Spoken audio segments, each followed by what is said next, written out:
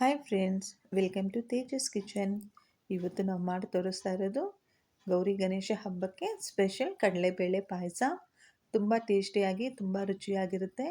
ಗಣೇಶನಿಗೆ ತುಂಬ ಇಷ್ಟವಾದಂಥ ಈ ಕಡಲೆಬೇಳೆ ಪಾಯಸ ತುಂಬ ರುಚಿಯಾಗಿ ಹೇಗೆ ಮಾಡೋದು ಅಂತ ಹೇಳಿ ನೋಡೋಣ. ಇದಕ್ಕೆ ಮೊದಲು ನಾವು 1 ಕಪ್ಪಷ್ಟು ಕಡಲೆಬೇಳೆ ತಗೊಂಡು ಚೆನ್ನಾಗಿ ತೊಳೆದ್ಬಿಟ್ಟು 1-2 ಅವರ್ ನೆನೆಸಿಟ್ಕೊಳ್ಳೋಣ. ಚೆನ್ನಾಗಿ ನೆನೆದಂಥ ಈ ಕಡಲೆಬೇಳೆನ ಒಂದು ಕುಕ್ಕರ್ಗೆ ಹಾಕ್ಕೊಂಡು 1 ಕಪ್ಪಷ್ಟು ನೀರು ಸೇರಿಸಿ 1-2 ವಿಷಿಲ್ ಕೂಗಿಸ್ಕೊಳ್ಳೋಣ. ಈಗ ನೋಡಿ, ಸ್ಟವ್ ಮೇಲೆ ವಿಸಿಲ್ ಬರೋ ಟೈಮಲ್ಲಿ ನಾವು ಬೇರೆ ಕೆಲಸ ಮಾಡ್ಕೊಳ್ಳೋಣ.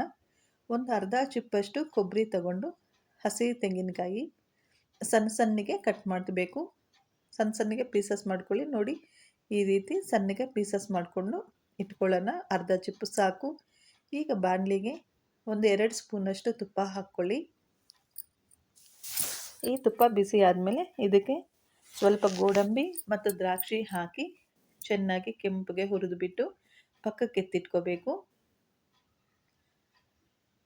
ಈ ಪಾಯಸ ತುಂಬ ಟೇಸ್ಟಿಯಾಗಿರುತ್ತೆ ಫ್ರೆಂಡ್ಸ್. ಮಕ್ಕಳಿಗೂ ತುಂಬ ಇಷ್ಟ ಆಗುತ್ತೆ. ನಾವು ಈ ಕಡಲೆಬೇಳೆ ಪಾಯಸ ತಿನ್ನಬೇಕಾದ್ರೆ ಸೆಂಟ್ರಲ್ಲಿ ಆ ಕೊಬ್ಬರಿ ಚೂರುಗಳು ಸಿಗ್ತಾ ಇರ್ತವೆ. ಕ್ರಂಚಿಯಾಗಿ ತುಂಬ ಚೆನ್ನಾಗಿರುತ್ತೆ. ಒಂದು ಸಾರಿ ನೀವು ಇದನ್ನು ಟ್ರೈ ಮಾಡಿ ನೋಡಿ.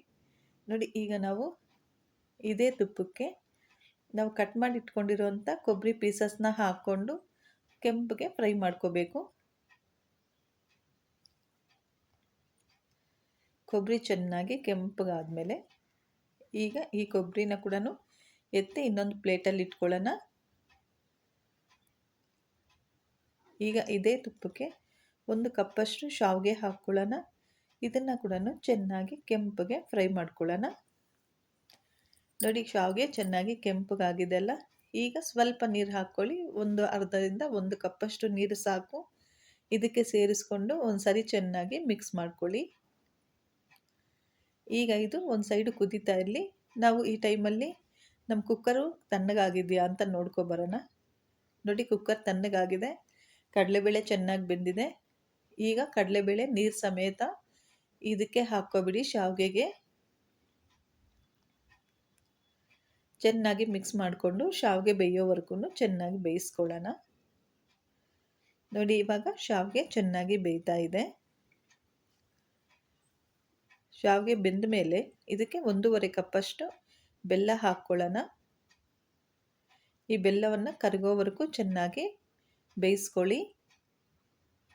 ನೋಡಿ, ಬೆಲ್ಲ ಚೆನ್ನಾಗಿ ಕರಗಿದೆ.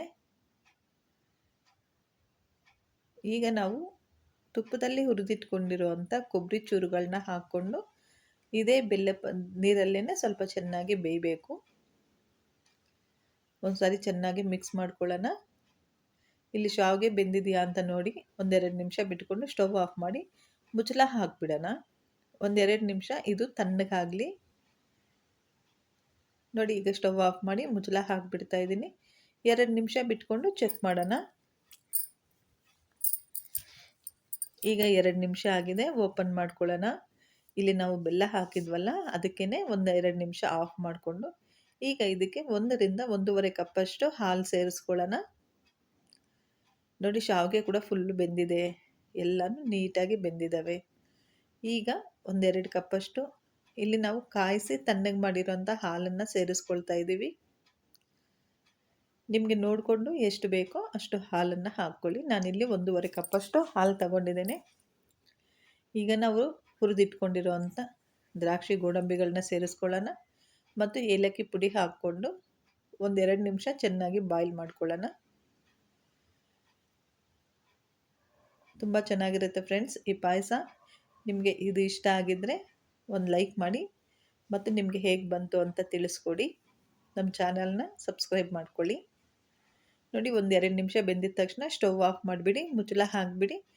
ಬಿಸಿಯಾಗಿ ಕಡಲೆಬೇಳೆ ಪಾಯಸ ಸರ್ವ್ ಮಾಡ್ಕೊಳ್ಳಿ. Thank you.